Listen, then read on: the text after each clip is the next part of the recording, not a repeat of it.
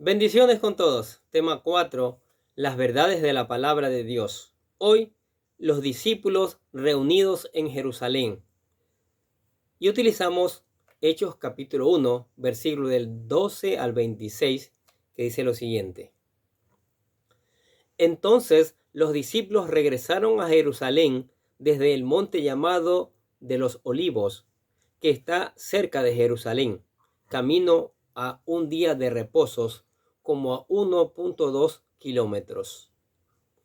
Cuando hubieron entrado en la ciudad, subieron al aposento alto donde estaban hospedados Pedro, Juan, Jacobo y Andrés, Felipe y Tomás, Bartolomé y Mateo, Jacobo hijo de Alfeo, Simón el celote y Judas, hijo de Jacobo. Todos estos estaban unánimes, entregados de continuo a la oración junto con las mujeres y con María, la madre de Jesús, y con sus hermanos. Pero por este tiempo, un grupo como de 120 personas estaba allí reunido. Y Pedro se puso de pie en medio de los hermanos y dijo: Hermanos, tenía que cumplirse la escritura en que por boca de David el Espíritu Santo predijo acerca de Judas, el que hizo guía de los que prendieron a Jesús. Porque Judas era contado entre nosotros y recibió parte de este ministerio. Pues, con el precio de su terrible infamia, adquirió un terreno y cayendo de cabeza se reventó por en medio, y todas sus entrañas se derramaron. Esto llegó al conocimiento de todos los que habitaban en Jerusalén, de manera que aquel terreno se llamó en su propia lengua Aceldama, es decir, campo de sangre. Pues en el libro de los Salmos está escrito: que sea hecha desierta su morada, y no haya quien habite en ella, y que otro tome su cargo. Por tanto, es necesario que de los hombres que nos han acompañado todo el tiempo que el Señor Jesús vivió entre nosotros, comenzando desde el bautismo de Juan hasta el día en que de entre nosotros Jesús fue recibido arriba al cielo, uno sea constituido testigo con nosotros de su resurrección. Presentaron a dos: a José, llamado Barsabás, al que también llamaban Justo, y a Matías. Después de orar, dijeron: Tú, Señor, que conoces el corazón de todos, muéstranos a cuál de estos dos has escogido para ocupar este ministerio y apostolado, del cual Judas se desvió para irse al lugar que le correspondía. Echaron suertes, y la suerte cayó sobre Matías, y fue contado con los 11 apóstoles. Luego de la ascensión de Jesús a los cielos, los discípulos regresaron a Jerusalén, tal como el Señor Jesús les había instruido. Miren lo que dice Hechos capítulo 1, versículos 12 al 14. Entonces regresaron a Jerusalén desde el monte llamado de los Olivos, que está cerca de Jerusalén, camino de un día de reposo. Cuando hubieron entrado en la ciudad, subieron al aposento alto donde estaban hospedados Pedro, Juan, Jacobo y Andrés, Felipe y Tomás, Bartolomé y Mateo, Jacobo hijo de Alfeo, Simón el celote y Judas, hijo de Jacobo. Todos estos estaban unánimes, entregados de continuo a la oración junto con las mujeres y con María, la madre de Jesús, y con los hermanos de él. Es importante mencionar los nombres de los discípulos, no solo para conocer sus nombres, sino para hacer evidente que faltaba uno: Judas. Ya no eran 12, sino 11. pero tocaron este tema cuando todos se reunieron en Jerusalén. Sí, leamos Hechos capítulo 1, versículo del 15 al 17. Por aquel tiempo Pedro se puso de pie en medio de los hermanos. Un grupo como de 120 personas estaba reunidos allí. Y dijo: hermanos, tenía que cumplirse la escritura que por boca de David el Espíritu Santo predijo acerca de Judas, el que se hizo guía de los que prendieron a Jesús, porque era contado entre nosotros y recibió parte en este ministerio. La escritura a la cual hace referencia está en los Salmos capítulo 41, versículo 9. Escuche lo que dice: aún mi íntimo amigo en quien yo confiaba, el que de mi pan comía, contra mí ha levantado su calcañar. Jesús sabía que alguien lo iba a traicionar y se los dijo a sus discípulos. Escuche lo que dice San Juan capítulo 13, versículos del 18 al 19. No hablo de todos vosotros, yo conozco a los que he escogido, pero es para que se cumpla la escritura. El que come mi pan ha levantado contra mí su calcañar. Os lo digo desde ahora, antes de que pase, para que cuando suceda, creáis que yo soy. No solo sabía que alguien lo iba a traicionar, sino que sabía exactamente quién lo iba a hacer. Eso lo hizo saber en la última cena de Pascua, pero nadie entendió sino hasta después. Mira lo que dice San Juan capítulo 13, versículo del 21 al 30. Habiendo dicho Jesús esto, se angustió en espíritu y testificó y dijo: en verdad os digo que uno de vosotros me entregará. Los discípulos se miraban unos a otros y estaban perplejos sin saber quién les hablaba. Uno de sus discípulos, el que Jesús amaba, estaba a la mesa reclinando en el pecho de Jesús. Por eso Simón Pedro le hizo señas y le dijo: dinos de quién habla. Él, recostándose de nuevo sobre el pecho de Jesús, le dijo: Señor, ¿quién es? Entonces Jesús respondió: es aquel a quien yo daré el bocado que voy a mojar. Y después de mojar el bocado, lo tomó y se lo dio a Judas, hijo de Simón Iscariote. Y después del bocado, Satanás entró en él. Entonces Jesús le dijo: lo que vas a hacer, hazlo pronto. Pero ninguno de los que estaban sentados a la mesa entendió por qué le dijo esto. Porque algunos pensaban que como Judas tenía la bolsa del dinero, Jesús le decía: compra lo que necesitamos para la fiesta, o que diera algo a los pobres. Y Judas, después de recibir el bocado, salió inmediatamente, y ya era de noche. Qué palabra, ¿no? En Hechos, Lucas hace un paréntesis para explicar lo que pasó a Judas Iscariote. Escucha lo que dice Hechos capítulo 1, versículo 18 al 20. Este, pues, con el precio de su infamia, adquirió un terreno y cayendo de cabeza se reventó por el medio y todas sus entrañas se derramaron. Y esto llegó al conocimiento de todos los que habitaban en Jerusalén, de manera que aquel terreno se llama en su propia lengua Aceldama, es decir, campo de sangre. Pues en el libro de los Salmos está escrito que sea hecha desierta su morada, y no haya quien habite en ella, y que otro tome su cargo. También Mateo describió lo que pasó con Judas. Sí, mire Mateo capítulo 27, versículo del 3 al 11. ¿Qué es lo que dice?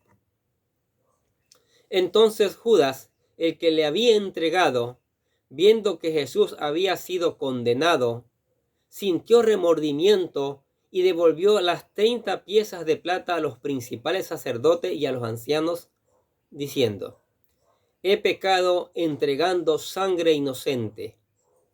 Pero ellos dijeron: ¿a nosotros qué? Allá tú. Y él, arrojando las piezas de plata en el santuario, se marchó y fue y se ahorcó. Y los principales sacerdotes tomaron las piezas de plata y dijeron: no es lícito ponerlas en el tesoro del templo, pues puesto que es precio de sangre. Y después de celebrar consejo, compraron con ellas el campo del alfarero para sepultura de los forasteros. Por eso ese campo se ha llamado campo de sangre hasta hoy. Entonces se cumplió lo anunciado por medio del profeta Jeremías cuando dijo: y tomaron las 30 piezas de plata, el precio de aquel cuyo precio había sido fijado por los hijos de Israel, y las dieron para el campo del alfarero, como el Señor lo había ordenado. Mire cómo se está cumpliendo la palabra. Luego de traer a memoria lo que había sucedido con Judas, Pedro propuso que eligieran a alguien para ocupar su lugar. Miren lo que dice Hechos capítulo 1, versículo del 21 al 23. Por tanto, es necesario que de los hombres que nos han acompañado todo el tiempo que el Señor Jesús vivió entre nosotros, comenzando desde el bautismo de Juan hasta el día en que de entre nosotros fue recibido arriba, uno sea constituido testigo con nosotros de su resurrección.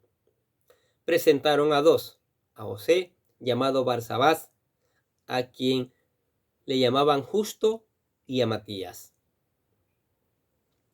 No fue una elección democrática, sino que lo dejaron en manos de Dios. El método que usaron puede sonar extraño, ya que echaron suertes, pero con eso no querían decir que lo dejaron a la suerte. Más bien, ellos confiaban en que Dios revelaría su voluntad a través de esa especie de sorteo.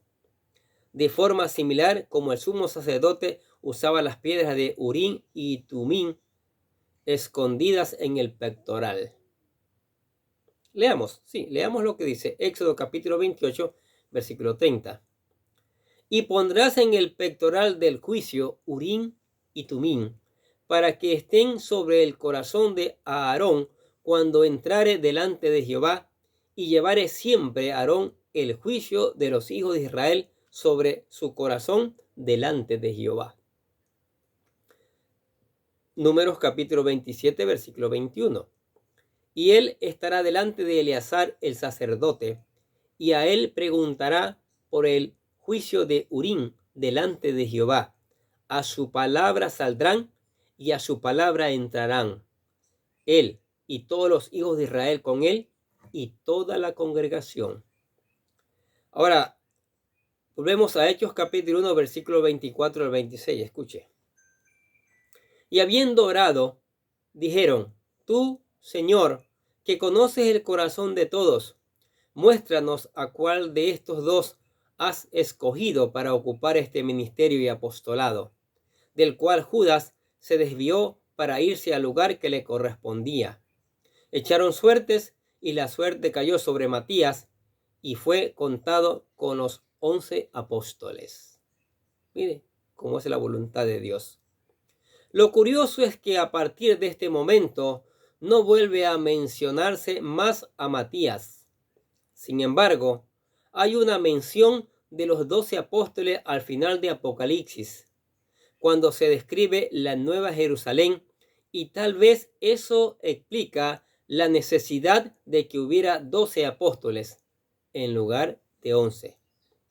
Miren lo que dice Apocalipsis 21:14. El muro de la ciudad tenía 12 cimientos, y en ellos estaban los 12 nombres de los 12 apóstoles del Cordero. Es también importante notar que, a partir de este momento, los 12 comenzaron a ser llamados apóstoles y ya no discípulos. Discípulo igual a seguidor, persona que recibe enseñanza de un maestro. Y apóstol igual a persona que se dedica a propagar una doctrina o una idea. Luego, con la muerte de Jesús, los discípulos se transformaron en apóstoles. Ellos comenzaron a propagar la fe cristiana, comenzando en Jerusalén, luego en Judea y Samaria y hasta los confines de la tierra. ¿Qué les parece estas maravillosas verdades de la palabra de Dios? Mire, cómo se va cumpliendo a detalle la palabra, cómo se van cumpliendo las profecías en Jesucristo, demostrando que Él es el verdadero Dios, demostrando que Él es el único Salvador, ¿sí? Demostrando que Él es el Rey de Reyes, ¿sí? Demostrando que su amor es verdadero. Y ese amor es tan grande que quiere que usted también venga a Él, que usted sea parte de su familia, que usted sea parte de la iglesia, que usted sea pieza fundamental, ¿sí? En esos que caminan a la vida eterna. Y por eso aquí le presentamos la oración de fe, para que usted la haga, para que usted se convierta en un hijo de Dios. No dude en hacerlo, hágalo con todo su corazón. Y de verdad se dará cuenta usted que es maravilloso ser un verdadero hijo de Dios. La oración dice así: querido Dios, sé que soy un pecador y que nada de lo que hago puede hacerme ganar el cielo o la vida eterna. Creo que Jesucristo murió por mí, derramando su sangre para lavar todos mis pecados para ser redimido, y que se levantó de la tumba al tercer día. Ahora mismo lo recibo como mi Salvador personal, confiando solamente en Él como mi único camino al cielo. Señor Jesús, séllame con tu Espíritu Santo y escribe mi nombre en el libro de la vida. Y decimos gracias, amado Padre Celestial, por regalarme la vida eterna. Qué maravilloso. Aceptó al Señor. Lo felicitamos. Busque leer la palabra, estudiarla, obedecerla y luego predicarla. Eso es maravilloso. A medida que canta alabanzas en agradecimiento al Señor, a medida que ora por cada momento, por la palabra, por toda situación, y lo invitamos a que siga viniendo, a que venga a la iglesia, que acá seguimos aprendiendo de la palabra de Dios, ¿sí? De la palabra de Dios. ¿Qué les parece si oramos? Padre, te damos gracias por tu palabra, fuente de vida. Tu palabra que nos va enseñando paso a paso las verdades que tú tienes para nosotros, mi Dios. ¿Sí? En este caso, cómo se formó la iglesia, cómo se va formando la iglesia, el trabajo que tiene que hacer la iglesia. Y eso es maravilloso. Pedimos que tu Espíritu Santo haga germinar esta palabra, que esta palabra llegue a los confines de la tierra, ¿sí? Porque ese es el propósito del Espíritu Santo, que la palabra llegue a los confines de la tierra, Señor. Y por eso te alabamos y te damos gracias. También te damos gracias por tu amor, por tu misericordia y por las bendiciones tuyas que son maravillosas cada día. También te damos gracias por la iglesia de la cual estamos hablando, que necesita de la unción de tu Espíritu Santo, así como necesitó la iglesia en un principio. Que no te olvides de la iglesia ahora en esta actualidad, que derrames tu Espíritu Santo en ella una y otra vez, porque la iglesia te necesita de eso. Igual para la familia, bendice a la familia con tu palabra, bendice a la familia con tu Espíritu Santo, bendice a la familia, Señor, llevándola a ser testigo importante en esta sociedad, Señor. También oramos por los discípulos, por los amigos, por los compañeros, por los vecinos, por todos aquellos que escuchan la palabra de Dios. Que esta palabra no llegue vacía, que esta palabra con la ayuda del Espíritu Santo cumpla su propósito y haya más gran cosechas de hijos para tu reino, Señor. Por eso te alabamos y te damos gracias en el nombre del Señor Jesucristo y decimos amén. Y los bendecimos a ustedes que escuchan la palabra de Dios cada día. Sigamos escuchando, sigamos reenviando esta maravillosa palabra, que nosotros desde acá les deseamos que tengan un día pero lleno de bendiciones.